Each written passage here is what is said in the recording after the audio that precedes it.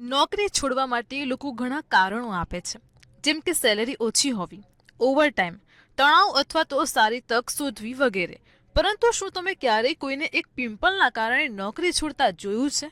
આ વાત સાંભળતા જ તમારા માઇન્ડમાં એ જ સવાલ આવતો હશે કે ચોક્કસ આ નક્કી કોઈ છોકરી જ હશે. પરંતુ અહીં તમે ખોટા છો, કારણ કે આ કારણ એક છોકરાએ આપ્યું છે. સોશિયલ મીડિયા ઉપર એક મહિલાએ એક પોસ્ટ કરી હતી અને જેમાં તેણે કહ્યું કે તેમની કંપનીમાં એક છોકરાને મશીનરીના કામે રાખ્યો હતો, જેમાં ઇથેનોલથી મશીનોને સાફ કરવાનું હોય છે. 1 મહિના સુધી કામ શીખ્યા પછી તે વ્યક્તિએ અચાનક નોકરી છોડી દીધી અને મેસેજ કરીને કહ્યું કે મારા કપાળ પર પિમ્પલ થયું છે. તેણે પહેલાં ક્યારેય પિમ્પલ નથી થયો અને તે ચોક્કસપણે કામ પર વપરાતા રસાયણોને કારણે જ થયું છે. એટલા માટે તે હવે કામ કરી શકતો નથી.